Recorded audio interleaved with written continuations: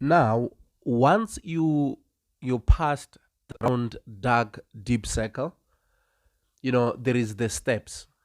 You climb the steps, they will take you straight to a pipe. There is just a pipe. There is these other things that people used to. I don't know what is really happening with that pipe, to be honest. But there is just a pipe that you walk on top of it.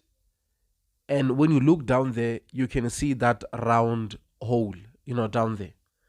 Those who come from that side will know what I'm talking about. Then once you cross that pipe, after you just climb the steps, then you will find the river that I'm talking about. Is called Masteku. Now that river, when you are there on it, you don't see too much of the water movement. But now that river, it has a portion, because there is something that they build like a bridge that divides that water not to go to that side of the village, in that too much force. Then it's just when it's full, it just keep on, putting water to the round hole that I told you about. But in a way that hole, when it is full, that's when the water will start flowing to go to those portions where I was telling you about, that you will see, water, just water here where you think you can go and wash. There will be just a thin stream of water, and you will find another group of water somewhere. That's how it goes. So once that hole is full, then it will keep on pushing water to go, and in a way, by it goes to places where I told you that is the beginning of that mountain, but it is most dangerous. Most people don't make it there. So now you will be in a space whereby you have to jump that, water. It looks like it is not that dangerous. It's just that cool space whereby water don't run that fast. But the problem is, if you slip, it takes you straight to the hole. And that's where the problem is. And once you are in that hole, is the same hole that I told you that the divers will come and tell you that we see him, but we cannot take him out. Then if you manage to jump, that river, and you go to the other side of the river, that's where now you are going to see things that you will hear people talking about them a lot, like the window. We're just saying lefastering is the window. When you go with that path, you're going in between those two mountains until the end. There is a place where the road or the path, just end. And where it ends, it's a cave.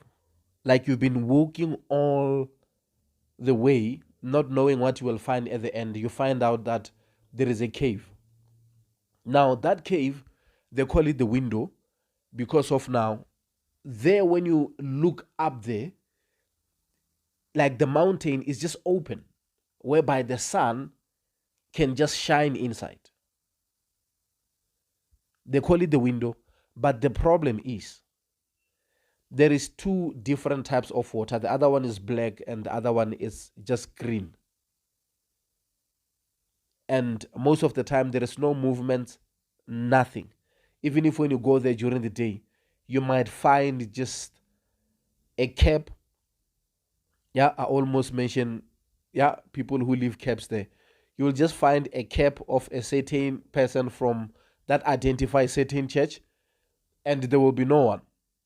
Or you will always find the empty containers that people were there to collect water, but normally you don't find people there. Because of now, when we hear the stories that happen there, it's just crazy. I went there because I was just curious when I was just busy searching, because I wanted to find this place that I was told that I must go and find. There was just the cave that I was supposed to find there on top of that mountain. And that cave, it is the cave where you find, the leopards, where you find like the tigers, if tigers are there. But I was just told about this cave, many times when I was in Val. But I'm going to tell the whole story of how I got that. But then one day I was in a bus also. Somebody just looked at me and he told me that you think you are poor, you think your things are not going to happen. And you are frustrated because every prophet look at you and they tell you about the things that you see every night when you sleep. but you're impatient because you don't find your blessings, you don't find the things that you should have, and now you know what to do. They told you that you need to go to the mountain where your parents grew up and go and connect with the mountains and go to this cave. There is a specific cave that I was supposed to go to where those animals stays, and I was told some of the stuff because of I know most of you guys, you see people who are kings, people who are traditional leaders, people who are traditional healers wearing the leopard print. And in most cases, people are just wearing those leopard print, but they don't know the history of that leopard print. Where was the leopard at? It happens all the time. And people see traditional healers, traditional leaders, kings wearing the leopard print, and they bow down and they show respect to those people. But the person who is wearing that most of the time think people are actually showing respect to them simply because of who they are, but not knowing that people show you respect because of what you are wearing, because they respect the history behind the process of you putting that leopard skin or that tiger what skin on your body, because they understand that history of you are that kind of a man. But now everybody just go to the marketplace and go the leopard print skin and buy this and buy. It's original, yes, but do you know how it arrived to the market? No. It is not the same. You were supposed to wear that and it was supposed to represent something. Not going to the leopard, the marketplace whereby somebody was just shooting the leopard from the distance and you come there and you buy the skin.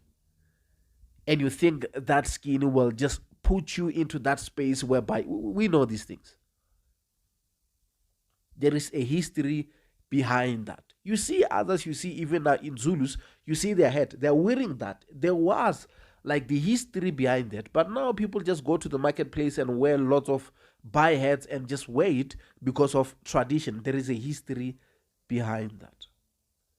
We used to know that when you see that person wearing that person went to the forest and that person went one-on-one with that animal and he conquered that animal, that beast. And that's why he's wearing the skin of that beast to show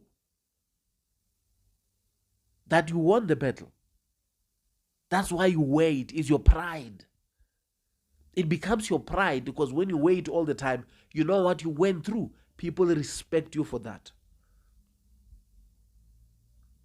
But anyway, I went to the place that we call the window for the first time, and I didn't know it. It's because of our searching very hard. So now later when I talk to people that I heard that they went to the mountain over and over, I asked them about what I want. And I told them I'm looking for something there on that mountain. And I went all the way until I found this place. It looks like this and that. Now people were telling me that, man, that is the most dangerous place right there on that mountain. Me, I was just pure. I went there. And I went there and prayed, But I saw it, that this is one of those places because even the water was not moving. The water was dark. You couldn't see what is behind or below the water. But I had my own mission. I was just going there and I was looking for what I was looking for. But then again, on top of the mountain, there are things that you are going to find there. I know there is different types of the snake trees, but there is this one specifically that moves from this tree to another tree. I don't know what it's called in English, but I know it in my language. But they used to tell us that there is different types of snakes to that mountain. Then there is this snake that it can move from this tree to another tree. And this snake, if you are walking on this direction and the wind blows to where it is, to that direction, it can sense or smell like what kind of an animal, or if it's a human being passing there. Thereafter, if it's a goat, it will make a sound of a goat. So that now the goat might be thinking that other goats are on this other direction. It will take the direction of that snake and that goat will be eaten. And if it feels like it's the sound of a human being walking, it makes the sound of a baby. So as you are a person walking there on that mountain, you start having that feeling of saying, what kind of a person I am walking while I hear the baby crying. So once you go to that direction, it just moves so quick from another tree to another tree, and within seconds, then you will be gone. So they used to give us this kind of, talks before we go to the mountains, that you need to know what to do. And they used to tell us this story of, the woman who was very, very tired. Maybe you guys, you had different version of the story, because of we had different type of snakes. There was this other snake, they said, it's on top of the tree. Every time when people pass under the tree, this snake only hit the middle of their head. So people will fall on the ground. So until one day they decided to cook their soft porridge. They made the hot soft porridge, and they decided to put, a lot of clothes on top of this woman's head so that she can be protected from the heat that comes from that. You remember back in the days in Africa, we have these mud pots that, they can carry stuff. They put that in that container so that when she passed next to that tree, the snake became that stupid. When the snake feel the human being and always want to do that, and it went straight to the soft porridge, and that's how the villagers managed to find ways to kill those kind of snakes. But the problem about those snakes, you cannot tell that they are no longer there or they still exist. Even the guys who are hunting at night, they will tell you that their biggest fear and their biggest problem is the snakes that moves from a tree to another tree, because they don't know how to deal with it. And they will tell you that it is mostly dangerous when it's windy, because when it moves from there, it uses, the wind to push it further. Because I was just watching one day one of the documentary. It gets power from the tail, how it moves the tail to both sides. That's how it gets the energy. It can travel as far as it can if there is also wind. So that's how it becomes deadly. So they were advising about those kind of things every time. Those are the things that you meet when you go to that mountain. But now I am sharing the story on the next video, because it is important. I wanted you guys to know that it is not everybody who just wake up and go to the mountain. I am giving you the story on the next episode. Thank you.